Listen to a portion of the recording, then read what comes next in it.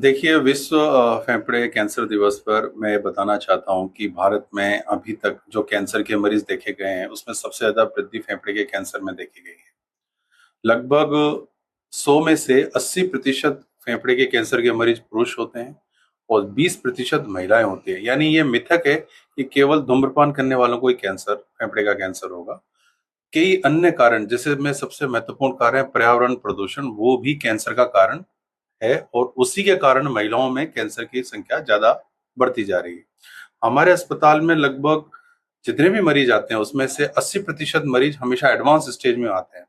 ऐसी परिस्थिति में हम उनका ऑपरेशन नहीं कर पाते, उनको ठीक नहीं कर पाते हैं, क्योंकि फेफड़े में कैंसर यूजुअली बढ़ता रहता है और अंत में जाके पता चलता है।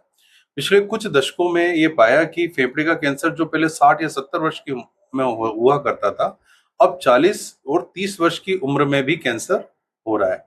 इसका मुख्य कारण शहरी जीवन शैली, कम उम्र में धूम्रपान का शुरू करना व अत्यधिक पर्यावरण प्रदूषण भी इसके मुख्य कारणों में से एक है। देखिए, फेफड़े के कैंसर के जो लक्षण हैं बाकी अन्य बीमारियों से मिलते जुलते हैं। अतः इसका सबसे महत्वपूर्ण एक जो टेस्ट है, जिसको हम लो डोज सीटी स्कैन कहते हैं, वह सालाना किया जाता है। जिन मरीजों ने 15 वर्षों से अधिक का यदि धूम्रपान का सेवन किया है, उनको या किसी तरह का जिनको फेफड़े का विकार है, साल में एक बार कम रेडिएशन का, जिसको लो डोज सीटी स्कैन कहते हैं, केवल ये उसी से पकड़ा जा सकता है। सामान्य एक्सरे में इसको पकड़ना लगभग नामुमकिन है और 50% केसेस में ये अत्यधिक बढ़ने के बाद ही एक्सरे में पकड़ने के लिए आता है। तो हमें लो डोज सीटी स्कैन पे फोकस करने की आवश्यकता है। कैंसर के विकास में, कैंसर के इलाज में बहुत विकास हुआ है और फेफड़े का कैंसर उन कैंसर में से एक है जिसमें जेनेटिक्स का टेस्ट का रोल बहुत अधिक हुआ है। पिछले कुछ सालों में अत्यधिक मात्रा में रिसर्च होने की वजह से अब फेफड़े के कैंसर के जो मरीज हैं, उनको 3 से 4 गुना अधिक समय तक जीवित रखा जा सकता है।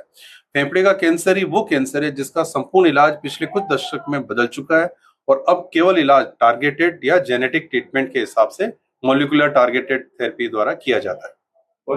देखिए, 2021 के तुलना में 2025 में हमारे पास 50% कैंसर में वृद्धि हुई है और यह वृद्धि महिलाओं में अधिक देखी गई है। महिलाओं में यह वृद्धि लगभग 70% के आसपास देखी गई है। तो ऐसा हमें महसूस होता है कि धूम्रपान के साथ साथ पर्यावरण प्रदूषण भी इसके मुख्य कारणों में से है।